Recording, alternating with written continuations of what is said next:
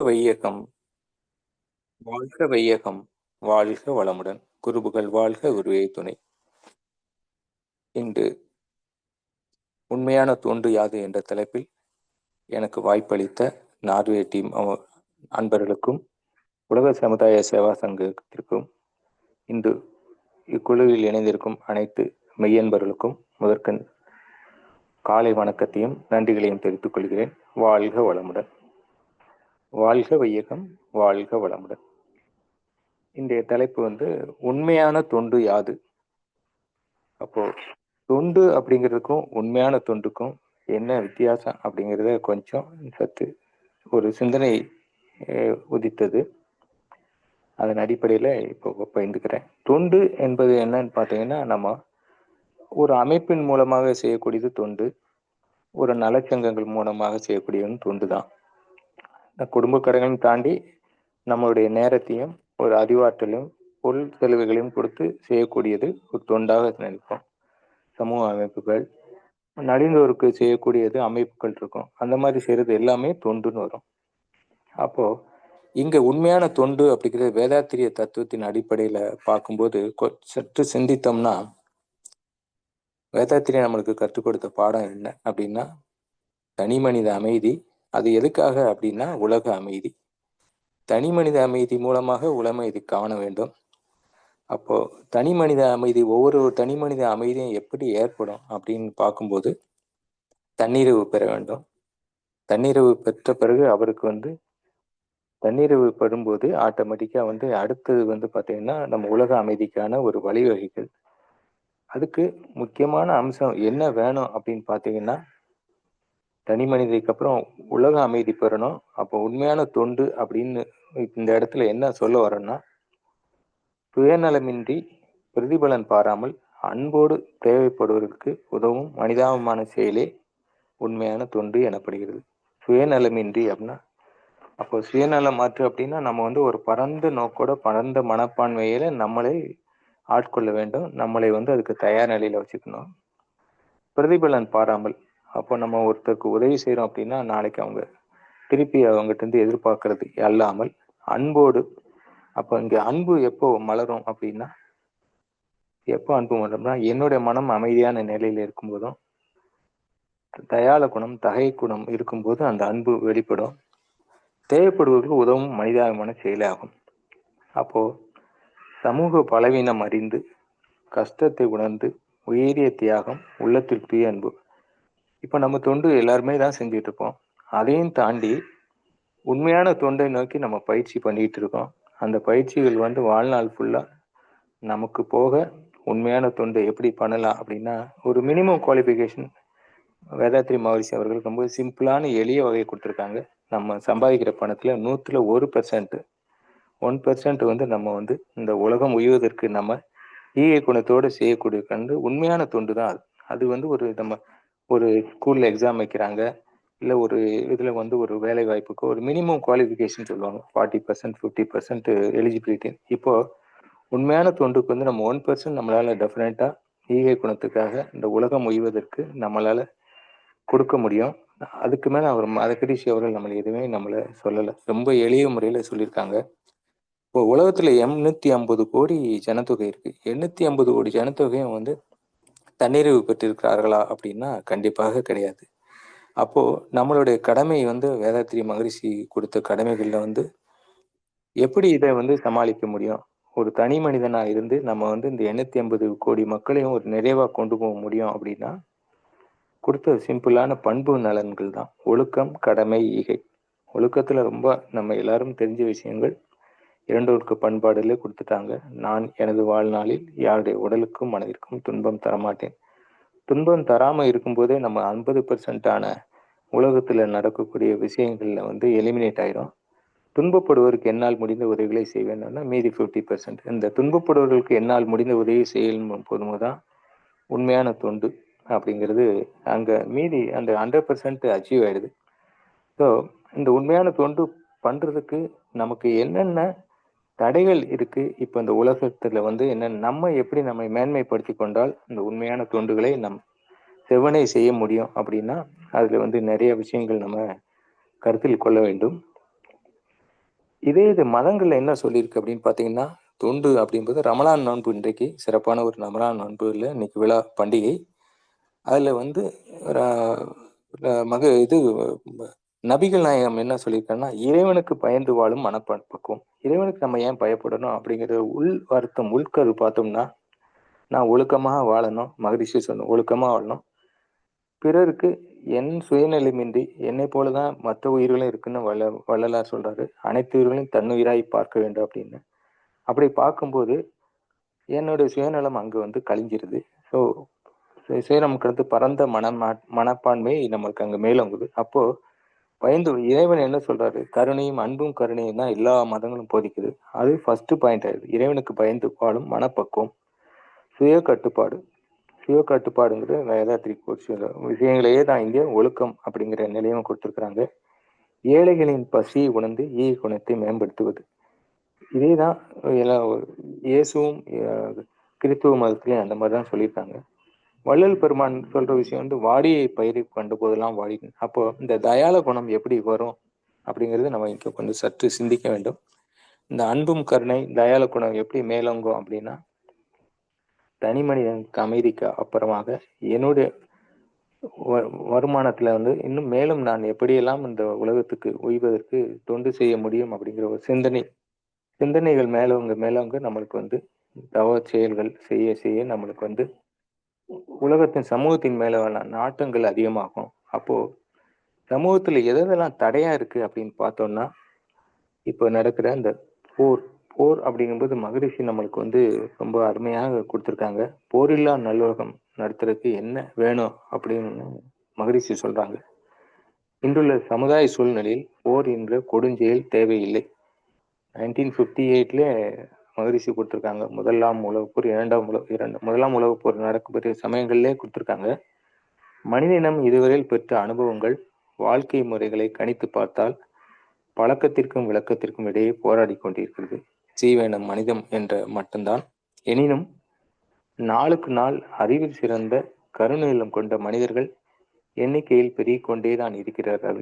இப்பொழுது போர் வேண்டுமா? சிந்தித்து முடிவு எடுத்தால் விளக்கத்தின் வழியே மனிதன் வாழத்தக்க உலக விரிவான ஏற்பாடுகளை செய்து கொள்ளலாம். மனித இன தத்துவத்தை உலக மக்கள் அனைவருக்கும் விளக்குவதற்கும், அகில உலகிலும் இராணுவத்தை கலைத்து அவர்களை கொண்டு சமுதாய சீர்திருத்தம் செய்வதற்கும், உலகோர் அனைவரும் கூடி ஓருலக ஆட்சியை ஏற்படுத்துவதற்கும் பொறுப்புடைய பல அறிஞர்கள் முன் வர வேண்டும் அப்படின்னு சொல்றாங்க. பல அறிஞர்கள் முன் வர வேண்டும் அப்படின்னா, நம்ம வந்து உலகில் எவ்வளவு மகான்கள், சித்தர்கள், ஞானிகள் பிறந்திருக்கிறாங்க. அவங்க நல்ல வழியெல்லாம் போதிச்சிருக்காங்க. அதையும் தாண்டி இப்போ வந்து இந்த உலகம் வந்து பொருள் வயப்பட்ட நிலம், புகழ்ச்சி, அதிகாரம் அந்த நோக்குல வந்து பயணிக்கும்போது இதுக்கெல்லாம் வந்து ஒரு பெரிய தடையாக இருக்கிறது.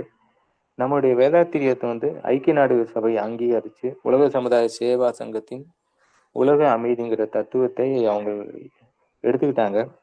ஸோ இது வந்து தொடர்ந்து நம்ம வந்து இந்த தொண்டுகளுக்குள்ள பணிகளை மேற்கொண்டால்தான் இந்த மாதிரி இந்த போரில்லா நல்லுலகத்தை நம்ம கொண்டு வர முடியும். அப்போ போரில்லா நல்லுலகம் அமைதிக்கு வந்துவிட்டால் உலக மக்கள் வாழ்வில் அமைதியும் செல்வப்பெருக்கும் ஒருவரோடு ஒருவர் ஒத்தும் உதவியும் வாழக்கூடிய பண்பாடு உருவாகும்னு மகரிஷி நம்மளுக்கு கொடுத்துருக்காங்க. அப்போ இதுல வந்து நம்ம ஏற்கனவே தெரிஞ்ச விஷயம்.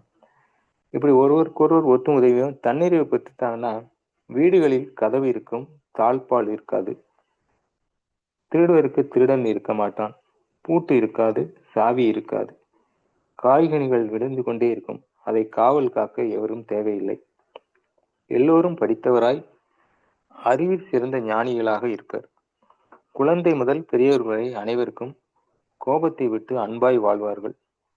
போரியலில் செல்வாகும் மனித ஆற்றல்கள் விஞ்ஞானத்தின் பக்கம் திரும்பிவிடும். பாலைவனங்கள் சோலைவனங்களாக மாறிவிடும். இராணுவத்தினர் சமூக சேவையில் ஈடுபட்டு மக்களின் நல்வாழ்வுக்கு உதவுவர். உலகில் பிறந்த ஒவ்வொரு மனிதனும் உலகில் எந்த நாட்டிற்கும் சென்று வர தடையிடாது. எல்லோருக்கும் எல்லாமும் பெற்று இன்புற்று வாழ்வர்.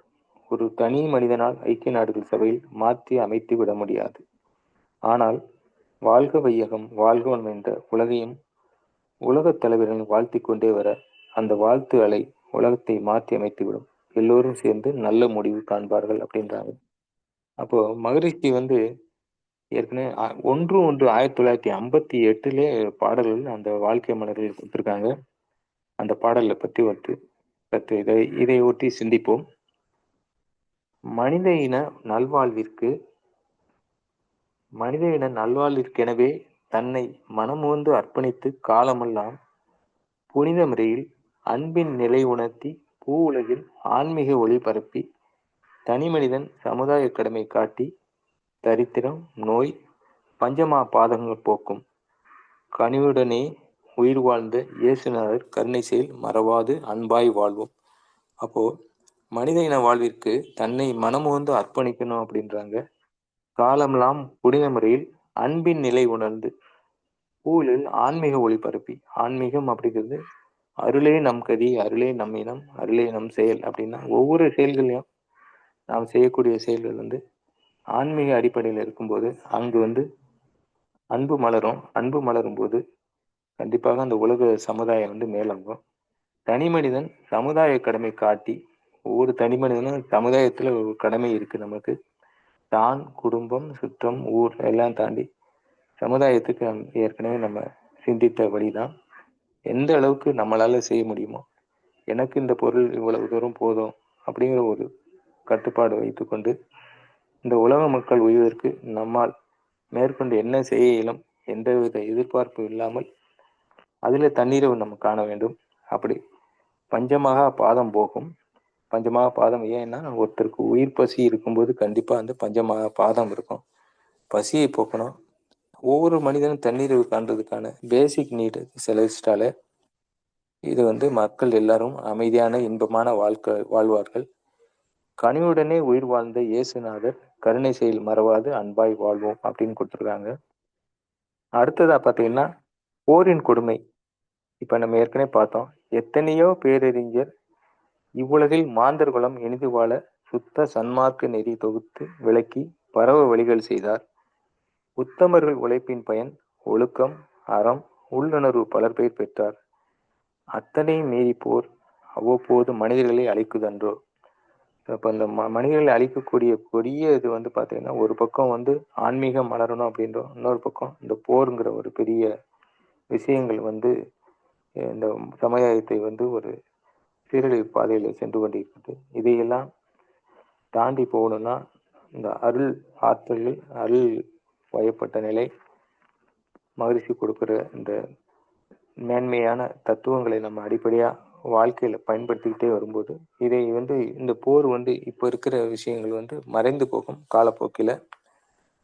இப்போ இன்னொன்று ஞானக்களஞ்சியம் பாடல்களில் பார்த்தீங்கன்னா அருவுருவாம் அகத்தனை விளக்கி வாழ்வில் அல்லல் களைந்து அமைதி பெற்று மக்கள் உய்ய கருவிளக்கி மனவளத்தை பெருக்கி கலைதனை கவி மூலம் விரைத்துரைத்த திருமூலர், வள்ளுவனார், ராமலிங்கர், திருவருளார், மணிமொழியார், தாயுமானார் பெருநோக்கி பயன் விளக்கி உலகம் உய்ய பேரறவம் அருட்தொண்டில் பங்கு கொள்வோம்.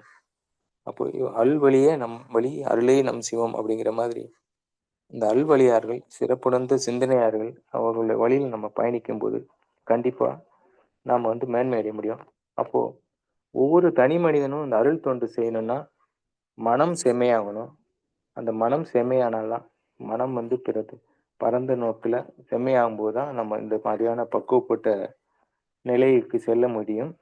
அதுக்கு பேசிக் நீடு பார்த்தீங்கன்னா தனி மனிதன் தன்னுடைய கடமைகளை செய்ய வேண்டும். தனி மனிதன் தன் கடமைகளை, தன் குடும்ப கடமைகளை செய்யக்கூடிய பக்குவத்தையும் அதுக்கு உழைப்பு மூலதனமாக கொண்டு சென்று உழைப்பின் மூலம் மேன்மை பெற்று அந்த மேன்மையின் பால் அவருக்கு கிடைக்கிற அந்த இன்பமயமான வாழ்க்கை சமுதாயத்துக்கு செய்ய வேண்டியங்கிற பக்குவம். இப்போ உழைப்பு செய்யணும் அப்படின்னா தனி மனிதன் தன்னுடைய கடமைகளை உணர்வதற்கு ஏற்கனவே சொன்ன மாதிரி ஒழுக்க பழக்க வழக்கங்கள், ஒழுக்கம், கடமை அப்படிங்கிற விஷயத்துல மேலோங்கி இருக்கணும். அப்போ இந்த மாதிரி ஒரு அமைப்புகள், இந்த மனித சமுதாய சேவா சங்கம் போன்ற அமைப்புகள் தான் ஒரு மனிதன் மேல்நிலைப்படுத்த இயலும். மனிதன் மனம் பக்குவப்பட்டால் மனித வாழ்வு சிறக்கும், மனித நேயம் பிறக்கும். மனத்தின் இருள் அகன்று மாசில்லா மனம் பெற நல்லொழுக்கத்தை கடைபிடிக்க வேண்டும். வள்ளுவனார் சொல்றாங்க, மனத்துக்கண் அனைத்தின் ஆகுல நீர பிற, அனைத்தரன் ஆகுல நீர பிற அப்படின்றாங்க. திருவள்ளுவர். மனமது செம்மையானால் மந்திரம் செவிக்க வேண்டாம் என்கிறார்கள் ஆன்றோர்கள்.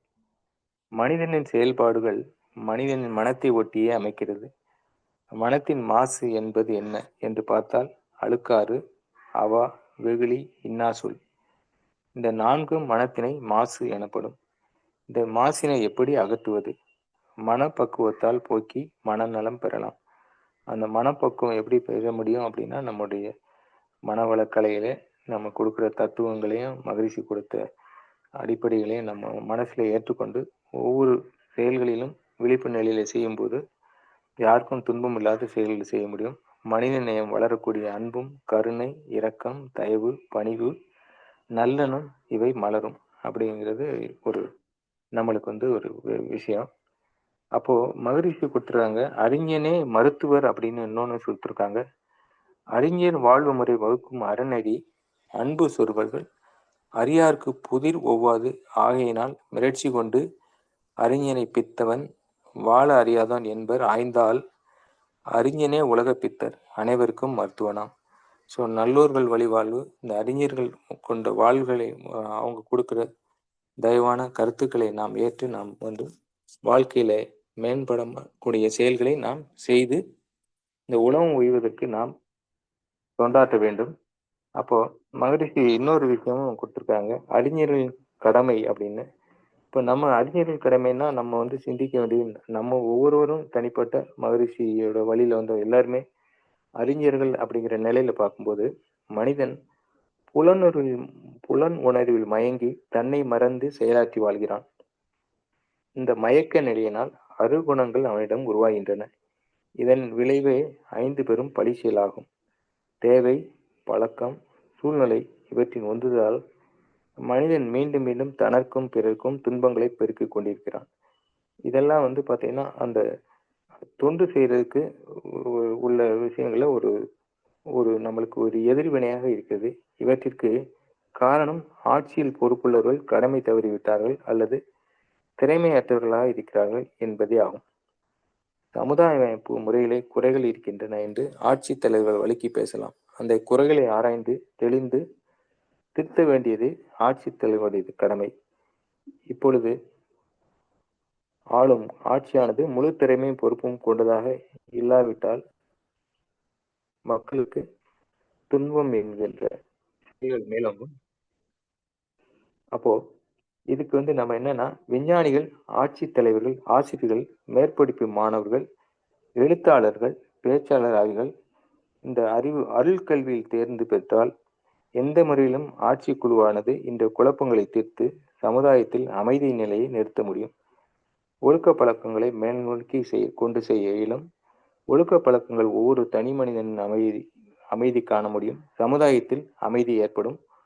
உலக நாடுகளுக்கிடையான நிலை அமைதி ஏற்படும். அப்போ இந்த உலகம் உய்வதற்கு என்னன்னா லட்சிய வாழ்வு. ஓரொரு சமுதாய வாழ்வே லட்சிய வாழ்வு. உலகில் ஓரறிவு முதல் 6 அறிவு வரை மனிதனம் தோன்றியதற்கு இடையே காலத்தை யாராலும் கணிக்க இயலாது. வாழ்வில் அறிவை பயனாக கொள்ளும் இக்காலம் வரையில் சென்ற காலம் வரை மிக நீண்டதாகும். அப்போ மனிதனை உருவாக்கி வளர்த்து வாழ்வளித்து சமுதாயம், அச்சமுதாயத்தில் சாதி, மதம், இனம், தேசம், மொழி, உடைமை இவற்றில் கற்பனையான பற்றுதல்களை ஒழித்து இன்ப துன்ப இயல்பறிந்து தன்னை அர்ப்பணித்துக் கொள்ள வேண்டும். அன்போடும் பண்போடும் சமுதாயத்தை உருவாக்க முடியும். சிந்தனையோர் செழிவு பெற்று அறவாழ்வின் அமைப்பு முறையில் கடமையை செய்ய வேண்டும். அப்போ உலகெங்கும் உள்ள மத தலைவர்கள், பொருளாதார மேதைகள், அரசியல் நிபுணர்கள், விஞ்ஞானிகள் அனைவரும் தனது அனுபவ திறமையை கொண்டு சிந்தித்து முடிவு காணுதல் அவசியம். அப்போ ஒவ்வொரு அறிஞர்களுக்கும் உண்மையான தொண்டு அப்படிங்கிறது கண்டிப்பாக இருக்கிறது. விஞ்ஞானிகளாகட்டும், மேதைகளாகட்டும், அரசியல்களாகட்டும், உலக சமுதாயத்திற்கான தீர்மானத்தின் வழியில் ஐநாவில் ஓருலக பேரரசு அமைக்க தவறினாலும் சம்மதித்தாலும் அது வேறு வழியில் வந்தே தீரும். இன்று அச்சத்தாலும் வன்முறையாலும் ஒரு நாடு மற்றொரு நாடோடு இணைக்கப்பட்டு கொண்டே இருக்கிறது. இப்போ நம்ம பிராக்டிக்கலாக பார்க்குறோம். எதற்காக இந்த போர் செய்கிறாங்க அப்படிங்கிறதுனா பார்த்தீங்கன்னா, தங்களோடு இணைச்சிக்கணும், தங்களுடைய அதிகார பற்று, புகழ் பற்றை விரிவுபடுத்திக் கொள்ள வேண்டும். தங்களுக்கு மற்ற நாடுகள் வந்து அடிபணியணும் அப்படிங்கிறாங்க. இது வந்து உண்மையான தொண்டு அந்த அரசியல் தலைவர் செய்றது அப்படின்னா, உண்மையிலே அது வந்து சுயநலம் கலந்த ஒன்று. அந்த எல்லாம் மாறணும் அப்படின்னா, உலக பேரரசு அமைது மனித குலத்திற்கு நல்லது என்று மகரிஷி சொல்றாங்க. பொது உடைமை கொள்கை வரணும். முதலாளித்துவ கொள்கை இருக்கக்கூடாது. அதனால இத்தகைய விரும்பத்தகாத நிலைமை ஏற்படக்கூடாது. அன்பு நெறியில் உலகம் வாழ வேண்டும். மக்கள் அனைவரும் அமைதியாக இன்பம் வாழ வேண்டும் என்று விரும்பும் அறிஞர்கள் இருக்கணும் அப்படின்றாங்க. இப்போ அறிஞர்கள் எப்படி உருவாங்க அப்படின்னா, இந்த ஒவ்வொரு வகையிலும் இந்த விஞ்ஞானிகளாகட்டும், மே பெரிய பெரிய வல்லுநர்களாகட்டும், ஒவ்வொரு துறையிலும் சார்ந்த பேரறிவாளர்களாகட்டும், அவங்களுக்கு வந்து இந்த அருளை பற்றிய இந்த ஞான மார்க்கம் வந்து அவங்களுக்கு ஒவ்வொருவரும் விளங்க வேண்டும். அப்போ இந்த ஞான மார்க்கம் விளங்கணும் அப்படின்னா, ஒவ்வொரு தனி மனிதனும் அமைதி காண வேண்டும். தனி மனிதன் அமைதி அப்படிங்கும்போது, அவங்களுடைய ஒழுக்க நெறிகள் மேலோங்கணும். ஒவ்வொரு தனி மனிதனும் சேர்ந்து தான் அந்த குடும்பம், இந்த குடும்பம் தான் ஊர், ஊர் தான் உலகம். அப்போ ஒவ்வொருவருக்கும் இந்த தொண்டின் மேன்மை வந்து புரிய வேணும்.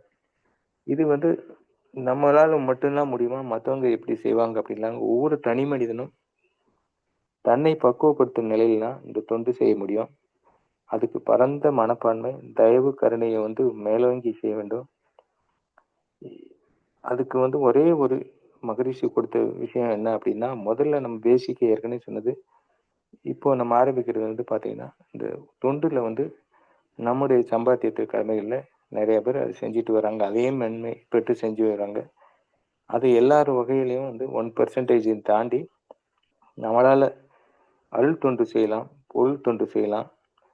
அதை தாண்டி இயன்றவருக்கு உழைப்பு தொண்டு, தன்னால் ஆன உடல் உழைப்பையும் செய்யலாம். இந்த அளவுல நம்ம வந்து உண்மையான தொண்டினை மேன்மைப்படுத்தி, இந்த உலகத்தில் உள்ள சவால்கள், போர், பசி, ஏழ்மை நிலையில நம்மளால் அந்த பங்கினை செய்து உலகம் உய்வதற்கு நாம் துணையாக இருப்போம் என்று இந்த நேரத்தில் எனக்கு வாய்ப்பு கொடுத்த அனைவருக்கும் நன்றி தெரிவித்து என்னுடைய இந்த உரையை இத்துடன் முடித்துக் கொள்கிறேன். நன்றி. வாழ்க வளமுடன்.